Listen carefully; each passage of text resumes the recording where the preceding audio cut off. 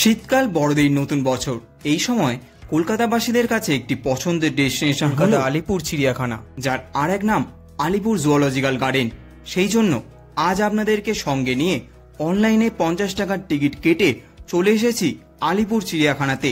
চিড়িয়াখানাতে আপনারা কিভাবে আসবেন, চিড়িয়াখানার নতুন সময়সূচি কি, চিড়িয়াখানার 2025-26-এ নতুন কি কি আকর্ষণ দেখতে পাবেন, এই শীতকালে কোন নতুন জীবজন্তু আনা হলো, কিভাবে অনলাইন এবং অফলাইনে টিকিট কাটবেন, এই সমস্ত তথ্য আজকে এই ভিডিওটার মাধ্যমে আপনাদেরকে সবটা শেয়ার করতে চলেছি।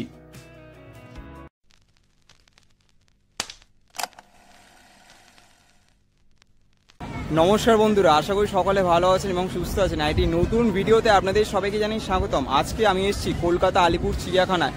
সামনেই আসছে 25শে ডিসেম্বরে আসছে নতুন বছর। এই নতুন বছরে চিড়িয়াখানার প্রবেশ মূল্য কত টাকা বাড়লো, সপ্তাহে কোন কোন দিন খোলা থাকবে এবং সপ্তাহে কোন দিন বন্ধ থাকবে, এবং এই আলিপুর চিড়িয়াখানায় আপনারা কিভাবে আসবেন, এই সমস্ত তথ্য আজকে এই ভিডিওটার মাধ্যমে আপনাদেরকে সম্পূর্ণটা শেয়ার করতে চলেছি। তাহলে চলুন আর বেশি কথা না বলে, আর বেশি দেরি না করে আজকে ভিডিওটি শুরু করা যাক। আলিপুর জুতে আসতে হলে কলকাতা সহ পশ্চিমবঙ্গের বিভিন্ন প্রান্ত থেকে আপনারা চলে আসতে পারেন। হাওড়া শিয়ালদা থেকে কিভাবে আসবেন, বাসের চার্টটা দিয়ে দিলাম। এবার বলবো আলিপুর জুয়ের সময়সূচি। বৃহস্পতিবার বাদ দিয়ে সপ্তাহে প্রতিদিন খোলা, সকাল 9টা থেকে বিকেল 5টা পর্যন্ত। আপনারা যারা অনলাইনে টিকিট কাটবেন, ইয়াত্রী সাথী অ্যাপ থেকে আপনারা ডেট সিলেকশন করে নিয়ে কতজন যাবেন সেটা সিলেকশন করে নিয়ে টিকিট বুকিং করে নিতে পারেন, এবং আলিপুর জুয়ের নিজস্ব অফিসিয়াল ওয়েবসাইট থেকেও অনলাইনে বুকিং করতে পারেন। এখানে 5 বছর বয়স পর্যন্ত টিকিটের দাম 20 টাকা, 5 বছর বয়সের ঊর্ধ্বে 50 টাকা। এবং অফলাইনে টিকিট কাটতে হলে আলিপুর জুয়ের টিকিট কাউন্টার থেকে এই রকম টিকিট কালেকশন করে নিতে পারেন। এবার আমরা অনলাইনের কিওয়ার্ড দেখিয়ে এন্ট্রি গেটের ভিতর দিয়ে চিড়িয়াখানার ভিতরে প্রবেশ করব।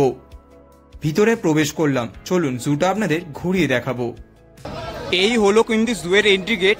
এন্ট্রি গেট থেকে ঢুকে দুটো ডিরেকশন পাবেন, একটা ডান দিকে এবং একটা হচ্ছে বাম দিকে। আর এই হলো কিন্তু জুয়ের সেই ম্যাপ। অবশ্যই আপনারা এটা একটা ফটো তুলে নেবেন, যার ফলে কি হবে, কোথায় কোন পশু পাখি রয়েছে এইটা কিন্তু দেখতে আপনাদের সুবিধা হবে। এর পাশে রয়েছে আরো একটি বোর্ড, কোন দিকে কোন জীবজন্তু রয়েছে, কত মিটার দূরত্বে, সেটা এখানে লেখা আছে। চিড়িয়াখানাতে এমন অনেকগুলি ডিরেকশন বোর্ড দেওয়া রয়েছে আপনাদের সুবিধার্থে। বোর্ডের পিছনে রয়েছে এমন সুন্দর একটি মাঠ, যেখানে আর একটু পরই পিকনিকের আবহ গড়ে উঠবে। চিড়িয়াখানা মানেই তো আর একটা পিকনিক স্পট প্রত্যেকটা কলকাতাবাসীদের কাছে। আজ আমি প্রথমে ডান দিকের রাস্তা ধরে আপনাদের পশু পাখি দেখাবো, চলুন আমার সঙ্গে।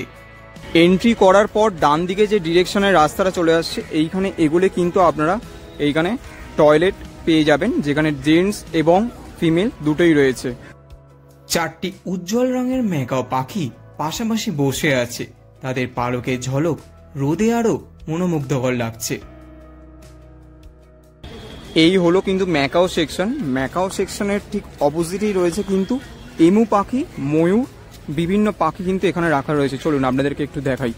একটি ময়ূর, একটি এমু, একটি শকুন যে যার খাঁচায় দাঁড়িয়ে তাদের স্বভাব সুলভ ভঙ্গিতে নিজের চারপাশ পর্যবেক্ষণ করছে।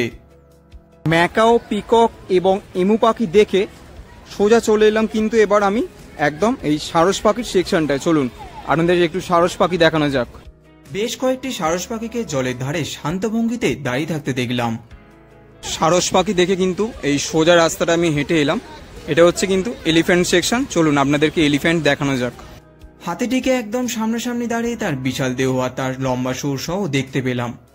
প্রায় অনেক দিন পর কিন্তু চিড়িয়াখানাতে এলাম। মনে পড়ে যাচ্ছে ছোটবেলার দিনগুলোর কথা, যখন বাবা মায়ের সাথে আসতাম। যদিও আজকে আমি একা এসেছি, এরপর হয়তো কোনোদিন পরিবারকে নিয়েও আসবো। এটাই হয়তো কলকাতা আলিপুর চিড়িয়াখানার একটা বিবর্তন। দুটো সাদা ময়ূরও দেখে নিলাম। অ্যাভিয়ারি সেকশন থেকে এদিক দিয়ে হেঁটে কিন্তু এই হলো কিন্তু সিংহর খাঁচা। চলুন আপনাদেরকে একটু বনের রাজা সিংহর সাথে দেখা করানো যাক। একটি সিংহ ঘুরে বেড়াচ্ছে আর পাশেই একটি সিংহী বসে রোদ পোহাচ্ছে। দেখুন কি সুন্দর দৃশ্য। আজকে চিড়িয়াখানাতে এসে কিন্তু আপাতত সব জীবজন্তু কিন্তু একদম সামনে থেকেই দেখতে পাচ্ছি। বনের রাজা সিংহর সাথেও কিন্তু আপনাদেরকে দেখা করিয়েছি। চলুন বাকি জীবজন্তুগুলো আপনাদের সাথে দেখা করানো যাক। অ্যাভিয়ারিতে তোতা, ফিজেন, টুরাকো আর হর্নবিল এমন অনেক পাখিকে দেখতে পেলাম। সোনালী ফিজেন্টের উজ্জ্বল পালক, টুরাকোর গাঢ় সবুজ রং আর হর্নবিলের বড় ঠোঁট দৃষ্টি কাড়ছিল। অ্যাভিয়ারির ভিতর পাখির ডাক আর সব মিলিয়ে এক মনোমুগ্ধকর পরিবেশ তৈরি করছিল সেদিন। দেখলাম এমু, রাজহাঁস, শকুন এবং আরো অনেক পাখি। তাদের ভিন্ন আকার আর রং মিলে এক চমকপ্রদ দৃশ্য তৈরি করেছিল। এই রাজহাঁসগুলো কিন্তু সকলের আকর্ষণ কেড়ে নিচ্ছিল। আপনারা যদি পুরো চিড়িয়াখানা ঘুরতে চান তাহলে কিন্তু সময় লাগবে প্রায় 2.5 থেকে 3 ঘন্টা। তাই জন্য আপনাদের এটা আমি রেকমেন্ড করতে পারি, আপনারা একদম সকালবেলার ফার্স্ট আওয়ারে চলে আসবেন, যখন সকাল 9টার সময় একদম চিড়িয়াখানা ওপেন হচ্ছে। এই সময়টায় এলে কি আপনি একদম প্রত্যেকটা সেকশনে ঘুরে ঘুরে কিন্তু প্রত্যেকটা বার্ড এবং অ্যানিম্যালের কিন্তু দেখা পাবেন।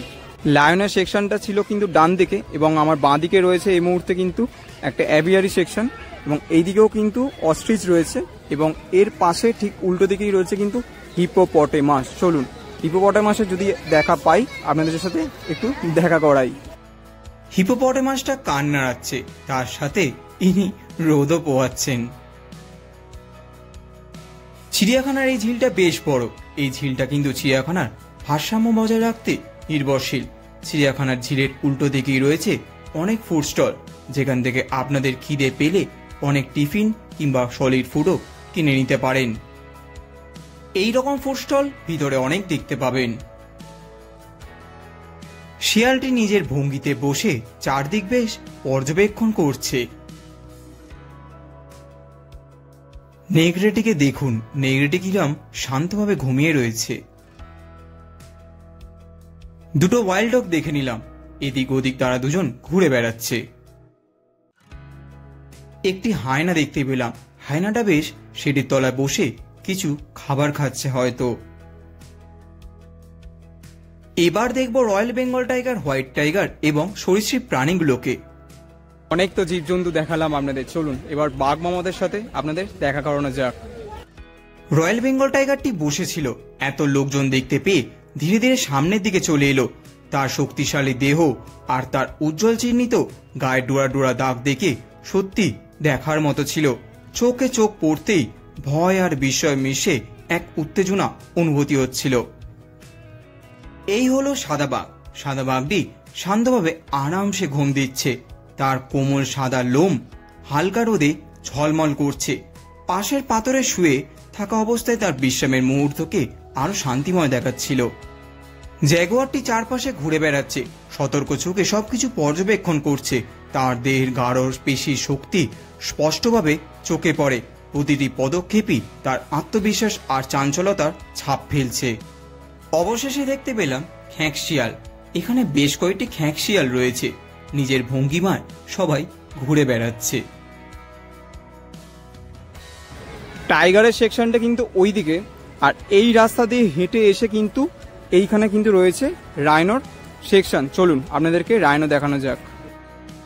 রাইনোটাকে দেখে মনে হলো শীতকালের ঘুমে তিনি এখন আচ্ছন্ন হয়ে আছেন। দেখুন কি শান্তভাবে ইনি ঘুমাচ্ছেন। বাঘ, সিংহ, হিপোপটেমাস, রাইনো অনেক তো দেখলাম, চলুন এবার আপনাদেরকে এবার সরীসৃপ ভবনে নিয়ে যাওয়া যাক।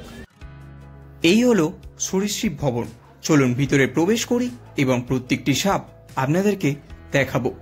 চলুন প্রথমে দেখে নেব ইয়েলো অ্যানাকন্ডা, তারপর রয়েছে কোবরা, পাইথন, ক্যাচু, গাটার সাপ, রাটেল স্নেক, টিগার সাপ, boa constrictor, equatorial python, green tree সাপ, ব্ল্যাক মাম্বা, ক্যাপিটিভ রক সাপ, সাইন্ট পাইথন, কুইল্ড সাপ, হরিসন সাপ এবং রয়েছে আরও অনেকগুলো সাপ, যেমন ভাইন স্নেক, রেডিক্লুকোডেড python, checkered keelback, Indian rat snake, golden tree snake. এই সরীসৃপ ভবনে সাপগুলোকে নিরাপদ ও স্বাচ্ছন্দ্যময় পরিবেশ দেওয়া হয়েছে। দর্শনার্থীরা কাঁচের খাঁচার ভিতর থেকে সাপগুলোকে ঘুরে ঘুরে দেখতে পারছেন। সরীসৃপ ভবনটি শিশুদের জন্য অত্যন্ত শিক্ষামূলক এবং প্রাপ্তবয়স্কর জন্য আকর্ষণীয়। ভবনের ভিতরে জলাভূমি এবং শুল্ক পরিবেশ অনুযায়ী আলাদা আলাদা খাঁচা সাজানো হয়েছে। ছোট থেকে বড় সব ধরনের সরীসৃপ এখানে তাদের স্বাভাবিক জীবন প্রদর্শন করছে। সরীসৃপ ভবনটি দর্শনার্থীদের জন্য সরীসৃপদের প্রাকৃতিক জীবন প্রদর্শনের একটি নিরাপদ ও আকর্ষণীয় স্থান। এই হলো কিন্তু ক্রোকোডাইল সেকশন। চলুন আমাদেরকে ক্রোকোডাইল সেকশনটা কিন্তু ঘুরিয়ে দেখানো যাক। রোদে কুমিরগুলো একে একে শুয়ে আছে, তাদের শক্তিশালী শরীরগুলো সূর্যের তাপে গরম করে নিচ্ছে। জলাশয়ের ধারে নীরবভাবে বিশ্রাম নিচ্ছে তারা, যেন প্রকৃতির সঙ্গে একমত হয়ে স্থির হয়ে রয়েছে এই কুমিরগুলো। সত্যি এক অসাধারণ মুহূর্ত সাক্ষী থাকলাম আমরা। চলে এলাম ডিয়ার সেকশনে। দেখলাম এসে কিছু হরিণ শান্তভাবে বসে সূর্যের আলো ও চারপাশের পরিবেশ তারা উপভোগ করছে। এই হলো ক্যাঙ্গারুর সেকশন। একটি ক্যাঙ্গারু এক কোণে শান্তভাবে শুয়ে তিনি বিশ্রাম নিচ্ছেন। উট পাখি সেকশনে এসে দেখলাম দুটি উট পাখি তাদের দুপুরের খাবার খেতে বেশ ব্যস্ত। দেখুন তারা কি সুন্দর দুজনে মিলে খাবার খাচ্ছে। দুটো জেব্রা একসাথে মাঠে দাঁড়িয়ে শান্তভাবে চারপাশ বেশ পর্যবেক্ষণ করছে। তাদেরই মধ্যে একজন কিছু খাবারও খেয়ে নিচ্ছে। এই কচ্ছপটি চিড়িয়াখানার সবচেয়ে বয়স্ক সদস্য। কচ্ছপটি ধীরে ধীরে পায়ে হেঁটে বেড়াচ্ছে চারিপাশ। সবুজ ইগুয়ানা তার উজ্জ্বল সবুজ রং নিয়ে কোঁচকানো শাখায় স্থিরভাবে বসে আছে। শিম্পাঞ্জিটি বসে আমাদের দিকে কৌতূহলপূর্ণ দৃষ্টিতে তাকাচ্ছে। এই দুটো বানরও কিন্তু তাদের চিৎকারে গোটা চিড়িয়াখানা মাতিয়ে রেখেছে। ঝলমলে রোদে বাঘমামার দর্শন আরো একবার পেয়ে গেলাম আমরা। তার স্বভাব ভঙ্গি বেশ অন্যরকম। চিড়িয়াখানাতে বেলা যত বাড়ছে ভিড়ও কিন্তু তত ক্রমশ বাড়ছে এবং পিকনিকের আবহটাও কিন্তু এখানে একদম পরিপূর্ণ হচ্ছে। প্রত্যেকে বসে বাড়ি থেকে খাবার নিয়ে এসেছে, তারা একটা পিকনিকের আবহ কিন্তু এই মুহূর্তে তুলে ধরেছে। আর বেশ সুন্দর লাগছে কিন্তু চারিদিকের পরিবেশ। এই হলো চিড়িয়াখানা সেলফি জোন। এইখানে সেলফি নিতে কিন্তু আপনারা ভুলবেন না। ঘড়ির কাঁটায় সময় হচ্ছে দুপুর এখন 1টা।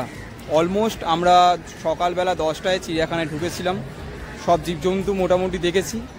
কঙ্কন বাড়ি থেকে খাবার নিয়ে এসেছে, কাকিমার হাতের রান্না আজ প্রথমবার খাবো। চলুন দুপুরবেলা লাঞ্চ কমপ্লিট করা যাক, তারপর বাকি জীবজন্তু আপনাদেরকে দেখাবো। আজকের দুপুরের মেনু লুচি, ফুলকপির আলুর তরকারি, সাথে সন্দেশ। প্রত্যেকটি খাবার অসাধারণ হয়েছে। ধন্যবাদ জানাই কাকিমাকে। এরপর এই ব্রিজ পার করেই দেখতে যাব জিরাফ। আমরা ব্রিজ পার হতে চোখে পড়ল বেশ কয়েকটি জিরাফ। তাদের লম্বা গলার কারণে তারা আশেপাশের গাছে সব পাতা সহজেই খেতে পারছে। শান্ত ভঙ্গিতে তারা ঘুরছে আর আমাদের যেন কৌতূহল চোখে তাকাচ্ছে। চিড়িয়াখানার ভিতরে এমন পানীয় জলের ফিল্টারও অনেক রয়েছে। চলে এলাম ব্ল্যাক বিয়ার সেকশনে। আমরা যখন ভাল্লুক বিভাগের দিকে এগোলাম দেখলাম দুটি ভাল্লুক ধীরে ধীরে ঘুরে বেড়াচ্ছে। তাদের শক্তিশালী দেহ এবং ঘন কালো লোম নজরে পড়ছে।